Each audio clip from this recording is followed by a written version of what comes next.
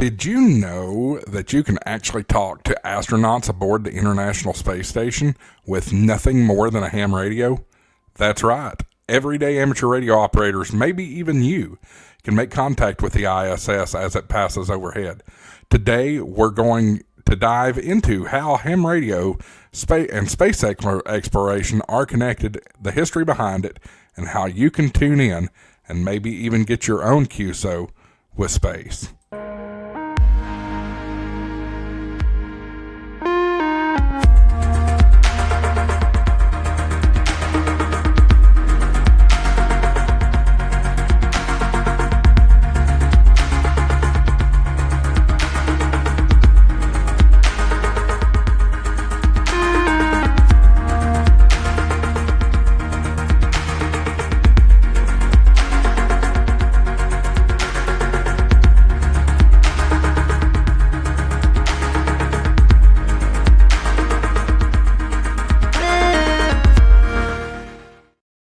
Hello, everybody, and welcome back to Ham Shack TV. I'm your host, Josh, AA4WX. Appreciate you being here. Today's video is brought to you by BetterSafeRadio.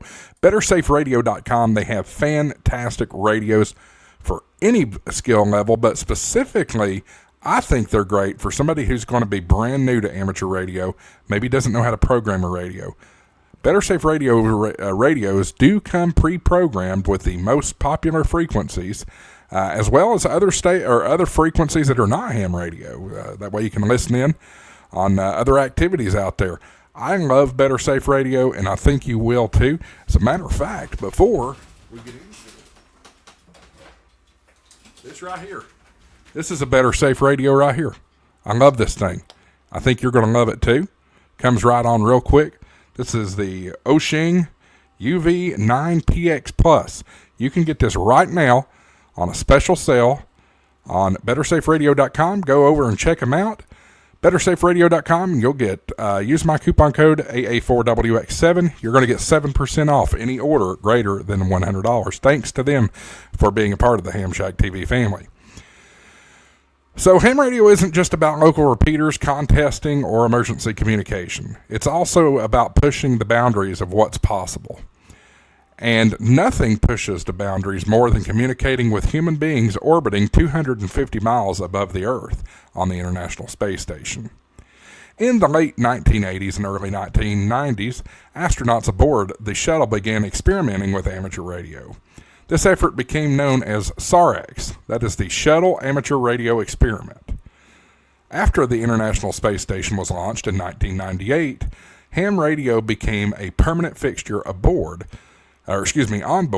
supported by the Amateur Radio on the International Space Station Program, or ARISS.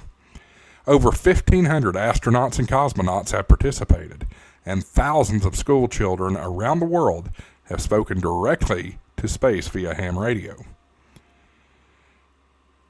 Now here's why ham radio on the International Space Station matters. Educational outreach. Students can ask astronauts questions live, sponsoring interest in STEM careers. Emergency backup.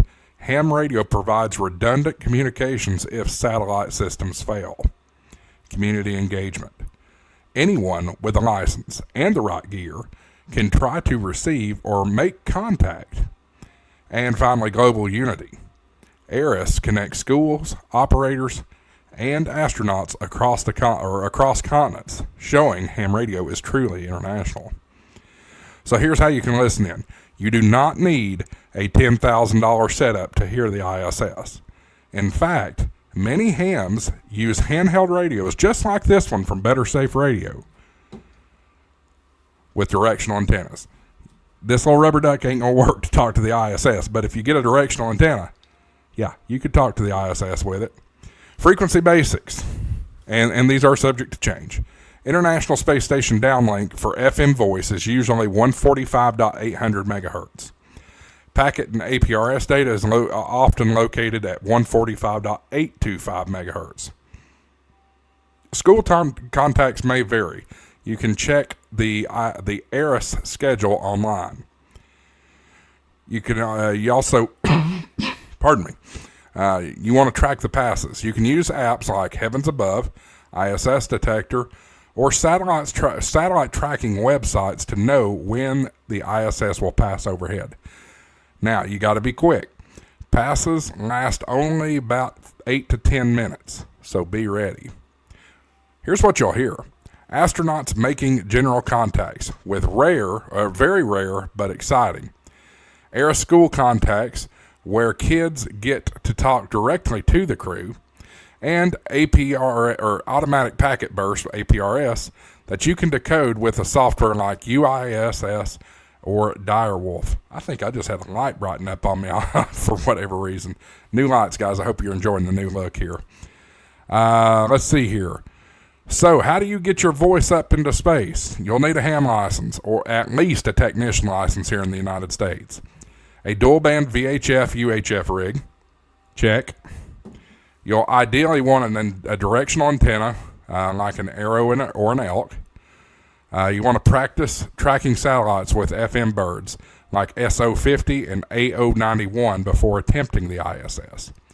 Timing, equipment, and luck all matter. Contacts are short and intense. Astronauts may only call CQ very briefly.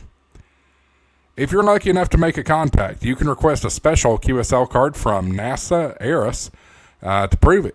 QSL cards are great. I think you'll enjoy when you get your first QSL card if you haven't already. So anyway, want to mention some famous astronauts that are hams. Colonel Doug Wheelock is KF5BOC, and Sunita Williams is KD5PLB. But those are just two of the most well-known names. Many astronauts are licensed hams, and this shows the importance of amateur radio in space exploration. Ham radio isn't just a hobby about reaching around the world, it's also reaching into space. The International Space Station is proof that our hobby continues to inspire and connect people in incredible ways.